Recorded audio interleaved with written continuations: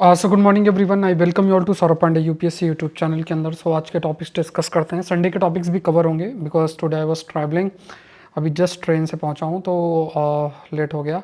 आज के टॉपिक्स देखते हैं। Supreme court ruling on intoxicating liquors. तो 28 के मैं अभी एक ही टॉपिक कवर कर पाया हूँ, बाकी टॉपिक कल टुमारो आई विल कवर। तो 27 अक्टूबर के सारे टॉपिक्स कवर्ड हैं, प्लस 28 के भी आपका एक टॉपिक अभी कवर किया। बाकी सारे टॉपिक्स दो तीन हैं तो वो कल कवर कर I will cover. So aviation security overview एक टॉपिक आ जाता है। इंफ्रास्ट्रक्चर जीएस पेपर 3 में आ जाता है ये। हेमाटोपोइटिक स्टेम सेल्स ट्रांसप्लांट, इसकी स्टडी आई है तो दैट वी विल डिस्कस। ये भी साइंस टेक का टॉपिक है। डीएनए एनालिसिस साइंस टेक का टॉपिक है। ओशन सरफेस टेम्परेचर ये ज्योग्राफी का टॉपिक है। Mini protein for target cancer treatment science tech. Animal evolution in response to human impact ये एनवायरनमेंट का टॉपिक है। एवियन इन्फ्लुएंजा S5N1 ये एनवायरनमेंट का टॉपिक है। और फिर आपके लिए जो मेंस का क्वेश्चन है दैट विल बी देयर। तो यहाँ पे ये सारे टॉपिक्स हैं। और क्योंकि संडे के सेशन के टॉपिक्स हम लोग मंडे को कवर कर लेते हैं और संडे को स्पेशल आपको geography environment science and technology का इशू पब्लिश होता है। तो मेंस को क्वेश्चन आप देखते हैं। Indian federalism depends more on cooperation and less on competition. ये आपको डिस्कस करना है। कोई क्वेरी इस नंबर पर आप रीच कर सकते हैं। इस पर मैसेज आपको करना है और अपने आंसर इस पर जो है पोस्ट कर सकते हैं। कई सारे स्टूडेंट्स हैं जो लगातार आंसर सेंड कर रहे हैं, उनमें से एक रीना है और भी कई स्टूडेंट्स हैं जो ग्रुप में पोस्ट कर रहे हैं। इट्स वेरी गुड, लिखते रहो, है ना।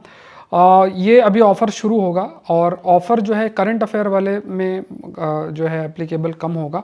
ठीक है, अभी जो दिवाली वीक है वो आपका स्टार्ट होगा और उसमें ऑफर्स रहेंगे, तो उसमें आप ज्वाइन कर सकते हैं। इस सेशन के बाद ही आज से ऑफ़र आपको मिलना स्टार्ट हो जाएगा और दिवाली तक आपका ऑफ़र रहेगा। और इसमें जो 100 स्टूडेंट्स हैं उन्हीं के लिए रहेगा, मतलब 100 तक ही वो कोड यूज़ हो सकता है, उसके बाद नहीं यूज़ हो सकता। कोई क्वेरी है तो देखो, ये आपको वेबसाइट है saurabpandeyupsc.com। यहाँ पे ऑल कोर्सेज पे जाना और आप क्लिक कर सकते हो और ज्वाइन कर सकते हैं। और अगर आपको लैपटॉप में क्लासेस करनी है तो लॉगिन बटन है, यहाँ से आप ज्वाइन कर सकते हैं, मतलब लैपटॉप में क्लासेस कर सकते हैं। And you can download Saurabh Pandey CSE app.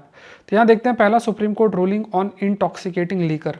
तो पहला एक आपका टॉपिक है इंटॉक्सिकेटिंग लीकर जो है मतलब आज के समय में जैसे बिहार में अभी देखोगे हाल फिलहाल कई लोगों की डेथ भी हुई थी। कई जगह पे देखा जाए तो लीकर पूरे तरीके से बैन है, गुजरात है, बिहार है, बट स्टिल इलीगल तरीके से जो लीकर है वो सप्लाई होती है। That is also a matter of concern अगर हेल्थ कंसिडरेशन में देखा जाए तो। इंटॉक्सिकेटिंग जो लीकर है स्टेट लिस्ट के अंदर है। ऑनरेबल कोर्ट ने कहा है इन द स्टेट लिस्ट, इसमें पोर्टेबल और इंडस्ट्रियल अल्कोहल दोनों यूज़ आपका होता है। इंडस्ट्रियल जैसे कई अल्कोहल है जिसको इंडस्ट्रीज़ में भी इस्तेमाल आपका किया जाता है। फिर आपका फेडरल प्रिंसिपल की बात अगर किया जाए तो जो फेडरल प्रिंसिपल, फेडरल शब्द का मतलब क्या, किस तरीके से सेंटर और स्टेट का रिश्ता है। तो जो फेडरल प्रिंसिपल है पावर डिस्ट्रीब्यूशन का, जहाँ पे यहाँ पे ensure states retain the control over the alcohol regulation. तो यहाँ पे अगर बात किया जाए कि लीकर को कंट्रोल करने का सबसे बड़ी रिस्पॉन्सिबिलिटी इसमें क्या है, that is of the state. यहाँ पे एंट्री 8 की बात की गई है। तो जितनी भी एक्टिविटी है related to production, sale, distribution, various alcohol products की उससे रिलेटेड स्टेट लिस्ट की अगर बात किया जाए स्पेसिफिकली। अब यहाँ पे इंटॉक्सिकेटिंग जो लीकर है वो regulatory purview of industries development and regulation and IDRA 1951। तो यहाँ पे जो इंटॉक्सिकेटिंग लीकर है, मतलब ऐसी जो लीकर है जो मतलब जहरीली हो सकती है, तो ऐसी जो लीकर है that does not fall under the development and regulation of industries development and regulation act IDRA, इसके तहत आपका ये कंसिडरेशन में नहीं होगी। तो यहाँ पे जो इंटॉक्सिकेटिंग लीकर है ये it should only refer to portable alcohol के रूप में है ना, जिसका इस्तेमाल कई पर्पस के लिए किया जाता है। एंड यहाँ पे suggesting parliament has control over the fermentation industry.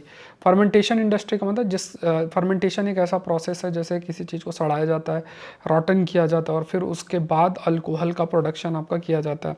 तो ये कुछ व्यू पॉइंट आपके रखे गए। तो ये व्यू पॉइंट आपको ध्यान में रखना है कि इंटॉक्सिकेटिंग लीकर स्टेट लिस्ट के अंदर उसमें पोर्टेबल और इंडस्ट्रियल अल्कोहल इंक्लूडेड है। और यहाँ पे जो एक जस्टिस हैं BV नागरत्ना जो है, उन्होंने कहा कि जो इंटॉक्सिकेटेड लीकर है वो सिर्फ पोर्टेबल अल्कोहल के लिए ही होना चाहिए।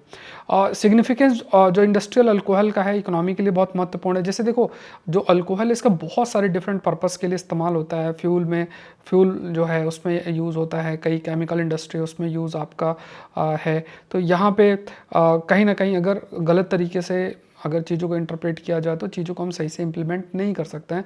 फेडरल फीचर के अंदर ये बहुत क्लैरिटी होना चाहिए कि ये जो सब्जेक्ट है वो किसके परव्यू के अंदर है। तो जो कंक्लूज़न है वो यही है कि जो इंडस्ट्रियल अल्कोहल की अगर हम बात करें तो that can be regulated under this IDRA 1951, but जो इंडस्ट्रियल अल्कोहल है that will not fall under the intoxicating liquor, ऐसा एक व्यू पॉइंट है। और एक व्यू पॉइंट ये है कि जो इंटॉक्सिकेटिंग लीकर है उसमें पोर्टेबल और इंडस्ट्रियल अल्कोहल दोनों को इंक्लूड करना चाहिए, और यहाँ पे जो स्टेट है उसकी एक बड़ी जिम्मेदारी बन जाती है। लेकिन जैसे फर्मेंटेशन इंडस्ट्री है और जो इंडस्ट्रियल अल्कोहल है उसमें जो सेंटर है उसकी भी एक जिम्मेदारी आपकी बनती है। तो ऑनरेबल सुप्रीम कोर्ट की बात किया जाए तो इंटॉक्सिकेटिंग जो लीकर है इसमें पोर्टेबल अल्कोहल और इंडस्ट्रियल अल्कोहल दोनों इंक्लूडेड है। फेडरल प्रिंसिपल में स्टेट का कंट्रोल है, इसमें IDRA का एक्सक्लूजन है, मतलब जो इंटॉक्सिकेटिंग लीकर की बात करें।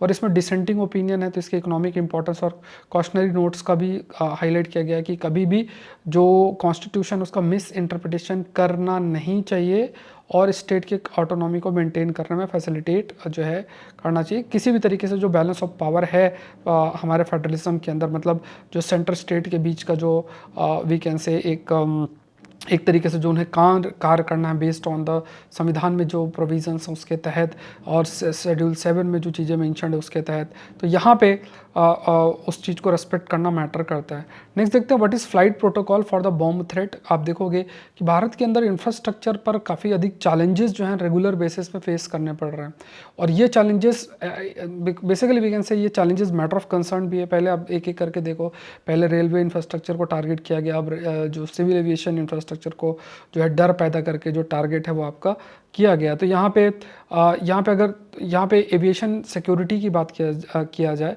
तो जो इंटरनेशनल सिविल एविएशन अथॉरिटी है उसमें स्टैंडर्ड्स और रिकमेंडेड प्रैक्टिसेस हैं सिविल एविएशन सिक्योरिटी के कंटेक्स्ट में।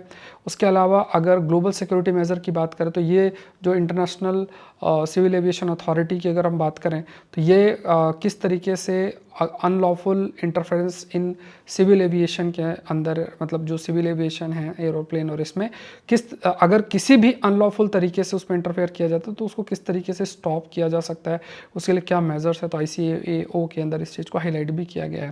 तो यहाँ पे NX 17 और साथ में ICAO एविएशन सिक्योरिटी मैनुअल आपकी है, वो नए प्रकार के क्या थ्रेट्स इमर्ज हो रहे हैं, टेक्नोलॉजिकल एडवांसमेंट क्या हो रहे हैं और क्या चैलेंजेस सिविल एविएशन को फेस करने पड़ रहे हैं, वो सब अपडेटेड आपका रहता है। भारत के अंदर देखा जाए तो आपके पास bureau of civil aviation security है जो कि सिविल फ्लाइट सिक्योरिटी को देखती है, और यहाँ पे जैसे director general of civil aviation और एयरपोर्ट अथॉरिटी ये दोनों मिलकर कार्य करते हैं, और जो भी थ्रेट परसेप्शन है उसको कैसे दूर किया जाए उसके लिए कार्य जो है वो करते हैं। अब यहाँ पे कहा गया कि अभी हमें जो सिक्योरिटी मेजर्स हैं उसको और इम्प्रूव करने की ज़रूरत है, पेनल्टीज़ और ज़्यादा लगाने की ज़रूरत है।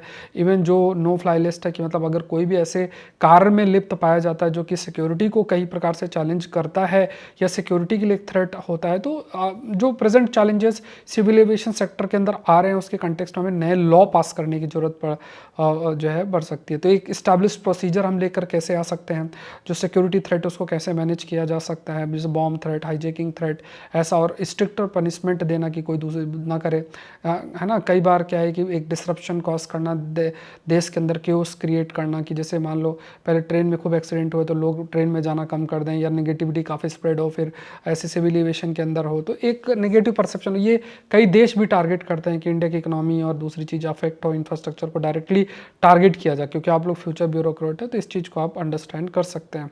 फिर यहाँ पे देखो कुछ प्रोटोकॉल्स भी होते हैं, स्पेसिफिक प्रोसीजर पायलट और एयर ट्रैफिक कंट्रोल का रहता है कि अगर कोई भी ऐसी इमरजेंसी थ्रेट है तो उन्हें वही चीज़ ऐसा नहीं फॉलो करना पड़ता, ऐसा नहीं अपने मन से चीज़ों को करें वो।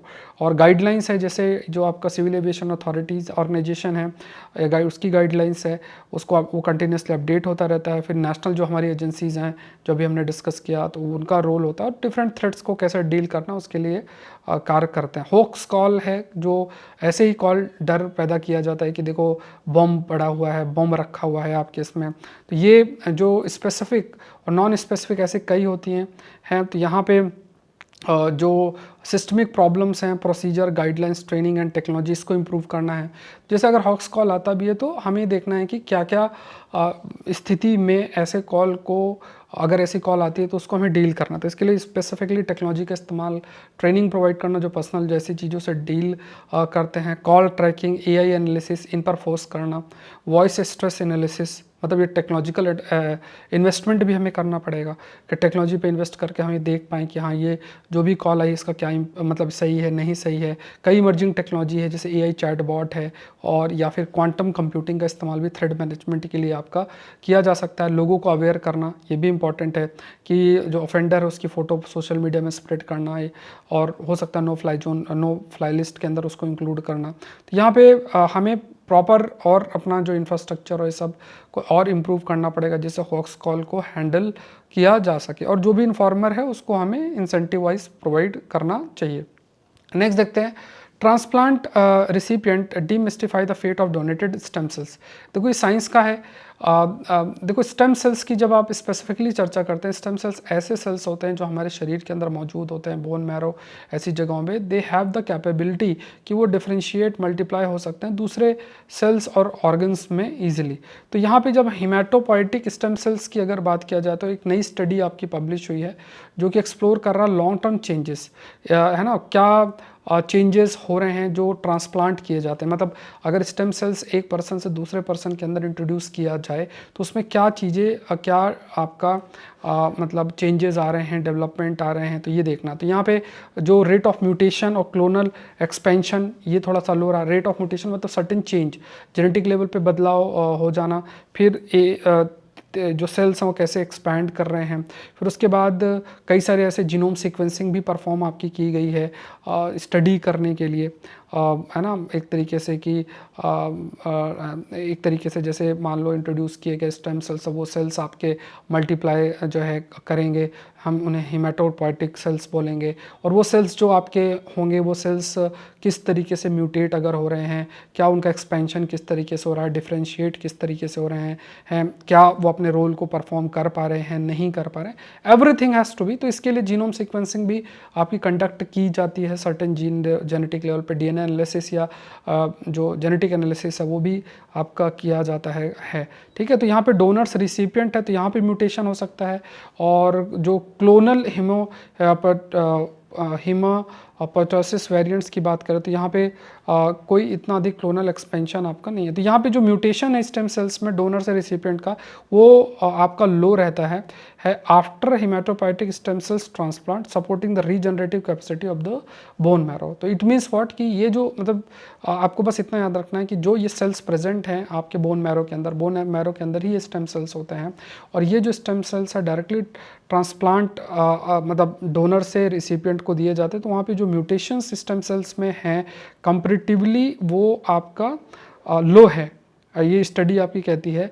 और है ना यहाँ पे इवन आफ्टर मतलब जब ये सेल्स आपके एक्सपैंड करते जा रहे हैं, और इस पर लाइक फॉर एग्जांपल इसको बार बार फ्यूचर के अंदर भी हम स्टडी कर सकते हैं कि जो डोनर है मतलब जो सेल्स को दे रहे हैं क्या उनकी एज भी डिसाइड और डिटरमाइन करेगी रिलेटेड विथ अगर कोई ट्रांसप्लांट करने के लिए अपने सेल्स जो दे रहा है या नहीं दे रहा है, जिसे हम हिमेटोपोइटिक स्टेम सेल्स जो है कहते हैं। तो ये थोड़े से पॉइंट्स आपको याद रखने हैं। डीएनए एनालिसिस एक शब्द है, ये भी देख लेते हैं।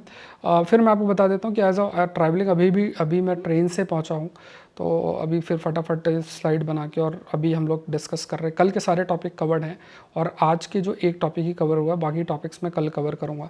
दिवाली ऑफर भी जल्द स्टार्ट हो रहा है, मतलब हो सकता है सेशन के बाद ही हो जाए। 100 स्टूडेंट्स के लिए रहेगा, तो जो भी ऑफर्स है उसके बेसिस पर आप अपना ज्वाइनिंग कर लेना, खासतौर से जो भी टेस्ट सीरीज़ और ये हैं। और अभी सारा फोकस कोर्स कंप्लीशन में जो है वो रहेगा, जो कोर्स चल रहे हैं उनके कंटेंट पूरा कंप्लीट जो है वो आपको मिल जाएंगे। डीएनए एनालिसिस की बात करें तो यहाँ पे डीएनए एनालिसिस का मतलब क्या है कि देखो डीएनए है, सेल्स है, सेल के अंदर डीएनए है, डीएनए के अंदर जीन्स प्रेजेंट होते हैं।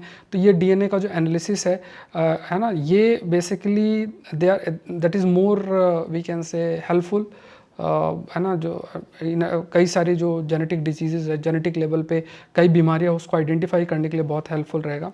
और जीनोम सीक्वेंसिंग की बात करें तो उसमें वो वाइडर कवरेज आपका होगा, मतलब जीनोम सीक्वेंसिंग के अंदर मल्टीपल डीएनए प्रेजेंट आपके हो सकते हैं। डीएनए एनालिसिस स्पेसिफिक किसी सेल पे मौजूद जो डीएनए है उसका एनालिसिस जो है करना। तो बहुत सारे जेनेटिक डिजीजेज हैं उनको हम आइडेंटिफाई कर सकते हैं, बहुत सारे जो डिसऑर्डर है उसको आइडेंटिफाई कर सकते हैं बेस्ड ऑन जैसे जैसे हमारा technological advancement related with DNA analysis आपका हो रहा है। ठीक है, तो इसी से जो स्टडी है आपकी पब्लिश हुई है, ये थोड़ा सा आप लोग देख लेना।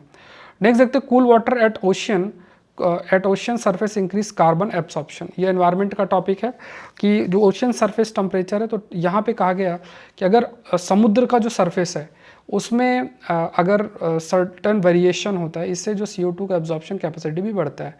तो यहाँ पे ओशन सिंक पे फोकस किया जाता है, ओशन सिंक पे फोकस किया, तो यहाँ पे ओशन सिंक का मतलब layer less than 2 mm deep at the surface, मतलब ऊपरी सतह, मतलब पानी आप इमेजिन करो उससे 2 mm डीप जो है पानी जो प्रेजेंट है, वो हम उसे ओशियन सिंक की बात करते हैं, क्योंकि ये जो ओशियन सिंक है इसी में बहुत सारे ऐसे मौजूद होते हैं, मान लो फाइटोप्लैंक्टन्स हैं, छोटे एल्गीज के फॉर्म में होते हैं, या फिर जो CO2 मौजूद एटमॉस्फेयर में वो आपका एब्जॉर्ब होता है, मिक्स होता है पानी से, या फिर जो आपका एल्गीज प्रेजेंट है वो CO2 को यूज़ करती हैं अपने फूड को प्रोड्यूस करने के लिए, और फिर ऑक्सीजन बनती है by the process of photosynthesis. तो यहाँ पे ये पॉइंट आपको ओशन सिंक शब्द सॉरी ये थोड़ा सा ओशन स्किन शब्द आप याद रखना, सिंक नहीं, ओशन स्किन शब्द आप याद रखना।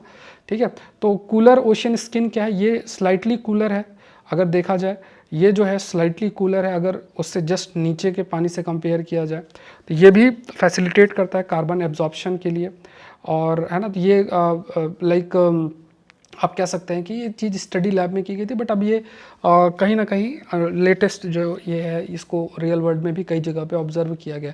तो आपने सीखा क्या, ये सीखा कि ओशियन स्किन क्या होता है। ठीक है, मैंने इसे सिंक शब्द यूज़ कर लिया, प्लीज़ पार्डन मी। तो यहाँ पे ओशियन स्किन शब्द आप याद रखना, अगर आपसे पूछा जाए कि ओशियन स्किन क्या है, रिसेंटली न्यूज़ में था, तो point you need to be aware about it. तो यहाँ पे cooler temperature of the ocean skin facilitate, अब अगर आपसे पूछा जाए, अब ये कूलर की जगह ये हॉटर शब्द यूज़ कर सकते हैं, तो आपको याद रखना कि जो कूलर टेम्परेचर है, मतलब कंपेरेटिवली ऊपरी जो एकदम 2 mm की लेयर है पानी की और उससे नीचे का पानी, तो नीचे के पानी से कंपेरेटिवली थोड़ा सा ठंडा पानी ऊपर प्रेजेंट है, अगर ऐसी स्थिति तो that will facilitate carbon absorption, ज़्यादा से ज़्यादा कार्बन एब्जॉर्प्शन को फैसिलिटेट करेगा। ये चीज़ आपको थोड़ा सा ध्यान में रखना। तो ओशन सरफेस है, ocean skin less than 2 mm है, कूलर टेम्परेचर, इससे CO2 का एब्जॉर्प्शन होगा, इससे कार्बन साइकिल अफेक्ट होगी, क्योंकि कार्बन डाइऑक्साइड जो एटमॉस्फेयर में मौजूद है वो पानी अब्जॉर्ब कर लेगा, and that is also going to affect the carbon cycle. Carbon cycle क्या है कि जैसे कार्बन मौजूद है, फिर मान लो कोई ऑर्गेनिज्म है वो मरता है या फिर किसी फॉर्म में कार्बन रिलीज होता है, एटमॉस्फेयर में प्रेजेंट होगा, फिर दोबारा से एब्जॉर्ब होगा, तो ये पूरी साइकिल कार्बन साइकिल के रूप में कंसिडर हम लोग करते हैं। नेक्स्ट देखते हैं mini protein carries radiation dose directly to tumour. तो मिनी प्रोटीन की बात किया जाए तो कैंसर ट्रीटमेंट के लिए कुछ मिनी प्रोटीन मतलब छोटी प्रोटीन्स, और प्रोटीन्स मिलकर किनसे बनती है, जिसे हम कहते हैं अमीनो एसिड्स। ठीक है, अमीनो एसिड्स है, जैसे गले का एक माला है, मोती जो है छोटे छोटे मिलके और फिर एक माला बनाते हैं, ऐसी अमीनो एसिड्स मिलके आपके प्रोटीन बनाते हैं। तो ये जो मिनी प्रोटीन है they can deliver radiation directly to tumour cells. कुछ ऐसे प्रोटीन्स हैं वो ट्यूमर सेल्स ऐसे सेल्स हैं जो कैंसर कॉज कर सकते हैं, तो डायरेक्टली रेडिएशन मतलब this mini protein can facilitate कि वो रेडिएशन को डायरेक्टली ट्यूमर सेल्स तक रीच करा सकें, और है ना, तो like mini protein target cells expressing nectin-4 protein on their surface. This mini protein classified as radio pharmaceutical. अब देखो आपसे ये पूछा जा सकता है कि रेडियो फार्मास्यूटिकल क्या है, तो यहाँ पे क्या है कि ऐसी ये मिनी प्रोटीन है वो सर्टेन प्रोटीन को टारगेट करेंगे जो कि ट्यूमर सेल्स में मौजूद है।